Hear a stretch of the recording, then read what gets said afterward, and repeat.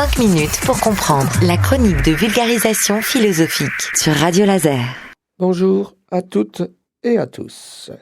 On se retrouve pour essayer de comprendre ce qu'on avait qualifié de crise sans fin. Au fond, c'est l'histoire de l'humanité, d'une certaine manière, toujours en crise. Il s'interroge, quoi. Et ça, c'est pas plus mal. Mais parfois, il y a des effets négatifs qu'on a pu le voir avec des gens comme Hobbes, mais aussi d'autres encore. On aura pu en citer d'autres. Bon, le problème n'est pas là de trouver trop de citations. Ça va nous encombrer.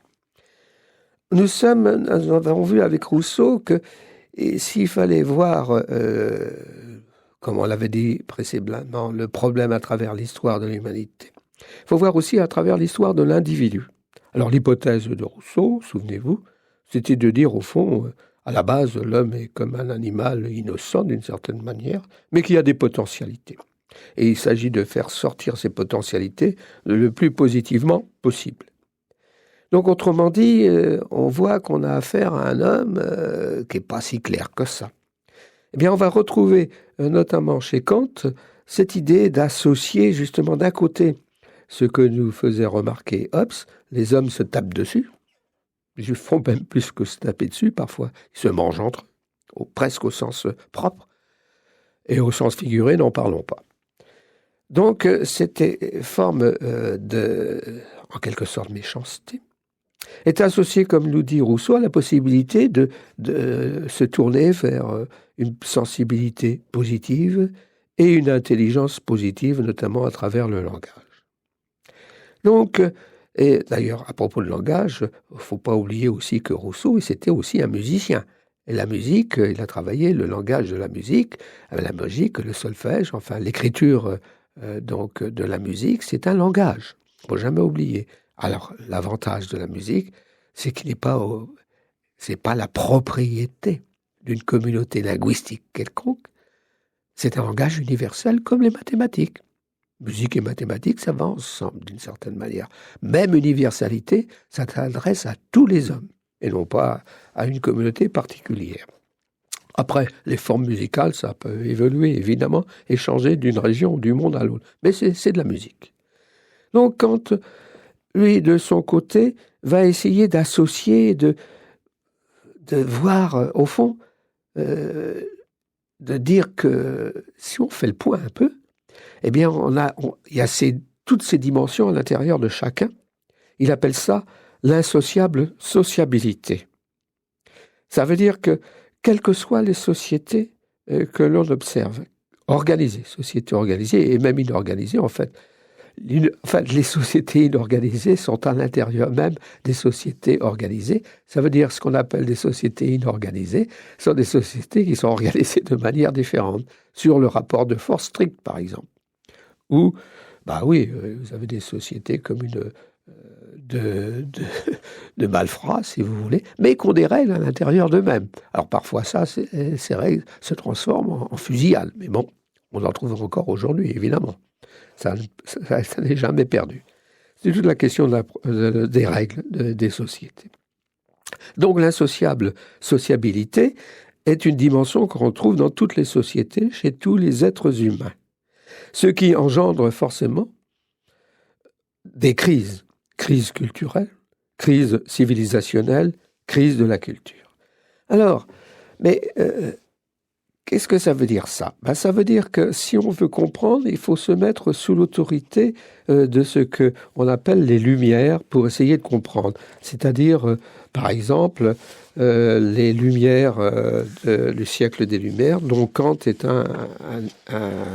un modèle, en quelque sorte, paradigmatique, c'est-à-dire un modèle classique et qu'on peut suivre sur cette question des Lumières. Les Lumières, en gros, ça concerne la raison. Alors voilà, qu'est-ce que nous dit Kant sur un texte qu'il a intitulé « Qu'est-ce que les Lumières ?», qui a été publié en 1784. On peut lire ceci, je vais vous le lire, c'est plus comme ça, si je veux dire, j'allais dire plus, c'est plus éclairant. Qu'est-ce que les Lumières ? Eh bien, pour Kant, c'est la sortie de l'homme hors de sa minorité dont il est lui-même responsable. Alors, c'est quoi la minorité ? C'est-à-dire incapacité de se servir de son entendement. C'est au fond ce que nous disait Rousseau. Dans la direction sans la direction d'autrui. Donc voilà, et tout est dit là d'une certaine manière. Ça veut dire que les Lumières, c'est la sortie de la direction de l'esprit qui était opérée notamment par les religions monothéistes. Et effectivement, c'est-à-dire que Kant va faire la distinction entre croire, par exemple, avoir la foi, et se soumettre aux directives d'église. Alors les églises sont des institutions humaines. Donc, si on se soumet aux directives d'église, ça veut dire qu'on renonce à se soumettre aux directives de sa propre raison pour essayer d'adopter la raison de la communauté dominante. Voilà la difficulté. Aujourd'hui, c'est un peu le même problème. Chacun de nous est confronté à cette difficulté. Il faut se mettre sous l'autorité de sa propre raison, mais pas forcément sous la propre autorité d'une église.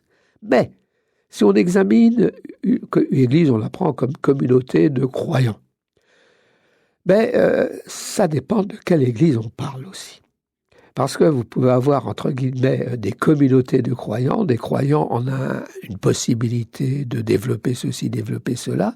Le problème, c'est que si on réduit le développement de chacun et de tous à travers uniquement, par exemple, un langage scientifique, on se comporte comme une église d'une certaine manière.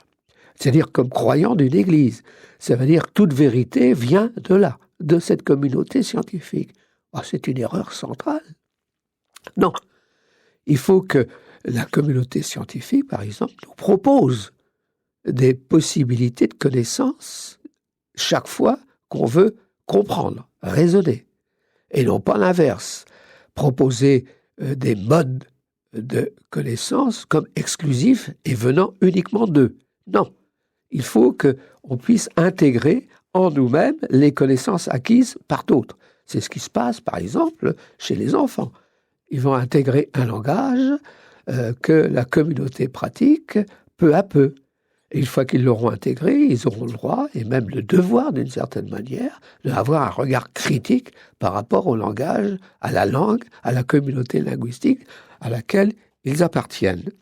Donc voilà, il faut apprendre à se servir de sa propre faculté de juger.